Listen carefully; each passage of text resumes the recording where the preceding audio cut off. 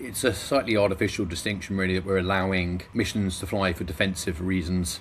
I mean, in a war, it starts to get blurred about what's purely offensive versus defensive. The spectre, though, of a full-on ground invasion of Iran is fraught with difficulty, though.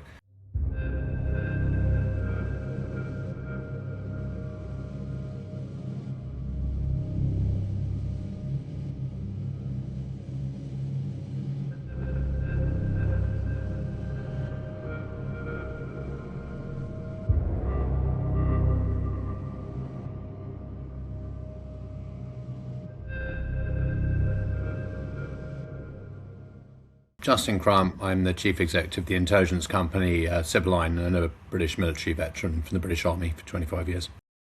Any threat, when you examine it, is a factor of capability and intent. Anyone can have an intent to strike. You can say you want to achieve something. Can you actually do it? Is the missing link. And I think going after a target like the royal family, again, the Iranians have capability in the UK. It's severely limited by our security intelligence services, and the royal family is obviously a pretty hard target. So they can make a lot of threats. They have an awful lot of things to do before they get on to something as spectacular as trying to target the royals. So all that sort of threat at the moment is more propaganda, but it has to be taken seriously. And particularly if Iran does start to get more violent, more desperate. There is a bit of a leadership vacuum in the country at the moment. It's still not entirely clear who's calling the shots, and whether the IRGC in particular, as the regime's most armed faction, is completely following orders. That is a very unclear situation, and amongst that sort of structure, it's entirely possible that you'll start to see some more adventurous operations by people overseas. And again, there are people also inspired by this. Obviously, their capability to mount plots is much lower if you're just an ordinary individual who feels compelled to support Iran, probably because of some sort of family reason or linkage, obviously. But those sorts of plots can sail through because there's no connections to anything else. So they tend to be simpler, but they're slightly more likely to succeed than these more complex things. And so there is always that threat of someone who is inspired by the conflict, quite possibly with anti-Jewish, anti-Israeli views, as we've seen, taking unilateral actions. And that's a sort of background noise. Going after the royal family is quite a step up from that. Iran has shown some slightly longer range missiles. You can achieve longer range on an existing missile by not putting a warhead on it. It'll then fly further, but it won't do anything when it reaches the far end. And I would also add that Iranians' missiles, they've really pushed for range, but they're not particularly accurate at the far end, even within the Middle East region.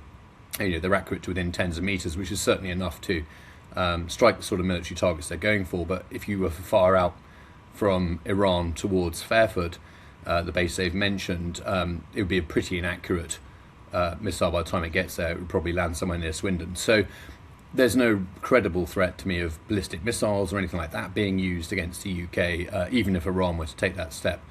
The more prevalent threat is Iranian-backed organisations, cells, individuals, potentially trying to carry out operations. And if you look again at the example of Ukraine, flying small drones onto air bases and striking Russian aircraft. Now, they've been able to do that at scale I don't think Iran could remotely match, but there are ways in which cells of people could try and disrupt operations at a UK base using those sorts of tactics. And there's certainly been a lot of Iranian plots on UK soil over the years, and the security services working very hard against those, and they represent probably the main threat. If Iran were to try and strike at UK interests, that's and certainly on UK soil, that's really the only credible way they could achieve that. But of course, they also sponsor organisations.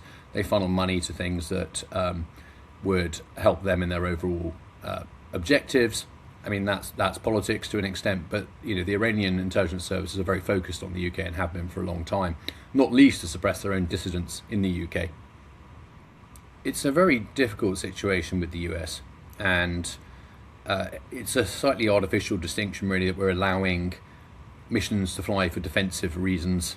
I mean, in a war, it starts to get blurred about what's purely offensive versus defensive. But of course, at this stage, there is no doubt that our allies in the Gulf, so Qatar, Saudi Arabia, and others, are facing threats from Iran persistently, and not just Iran, but Iranian-sponsored groups around the region, like the Houthis in Yemen, who've now escalated as well. And British armed forces are involved in protecting all those nations anyway. We have RAF in Qatar, for example, who've been flying missions against drones. We have air defences in Saudi Arabia that we use to help protect them. So we're already kind of involved protecting our allies, and at that point it's probably artificial to say that the US shouldn't be flying missions when ultimately everyone has an interest in stopping this conflict. Obviously no one really understands how to do it, and that is the big problem at the moment. So I think the UK has done a good job in other ways of not getting sucked into what will be an extremely difficult conflict to resolve, with vast cost to us and pretty uncertain outcomes. That said, it is a shame we're at a point that our military is degraded enough that certainly within the Royal Navy's purview, we couldn't possibly take action with our allies to open the Strait of Hormuz to escort ships and to operate in that region. Now, the US Navy, as well as the most powerful Navy, has hesitated to do that, so it's a good reason. But you do start to see the cost of not being able to enforce our will, if you like, and protect our interests overseas, which one might argue with more powerful naval forces, we might be able to take a mission that the US is reluctant to do. There are plenty of reasons not to do that at the moment. But it sort of shows our constrained options and the balancing act we have to do with the US at the moment. Obviously, the US very scathing of allies who haven't joined in this operation, but it was an ill-conceived military operation, I think. Bombing, if it didn't work immediately, probably was not going to end Iran, as indeed it hasn't, and the price to be paid is high, and the ways out of this are escalatory and unpleasant, or you just have to live with this new situation you've created for a period of time. And there's a limited amount the UK or any other allies could do to improve that situation at this point. So this represents a compromise. Everyone's sort of unhappy with it. If you're anti-Iranian and back the US stuff, you think that the UK is not doing enough. If you're anti the US action, you think the UK is doing too much. I think in reality we're trying to balance.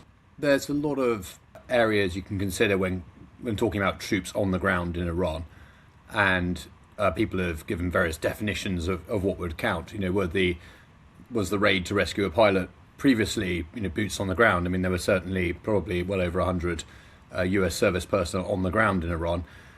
So some degree of US troops on the ground is quite possible, particularly if you look at the islands in the Gulf that could be strategic targets, or ways that President Trump could try and change the balance or gain some sort of leverage.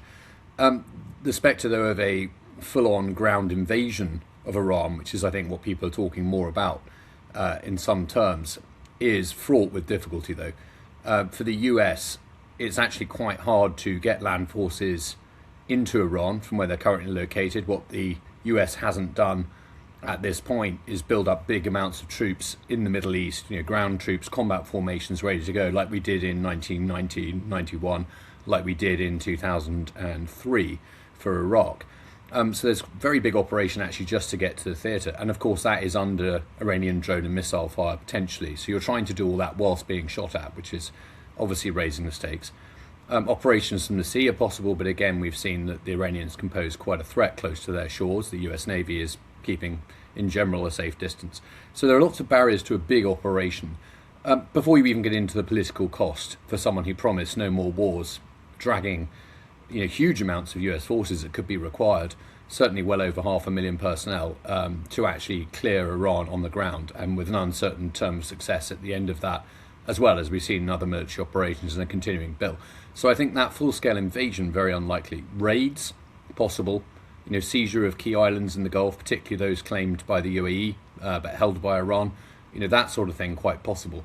But the overall difficulty for Trump is that's possibly the only way to end a military confrontation with Iran. It's a price he's almost certainly not willing to pay. It's a price the American people aren't willing to pay. And it all distracts from the US's bigger ambitions geopolitically towards, say, China and the way they want to rebalance their forces. So I think that thing remains a very distant prospect.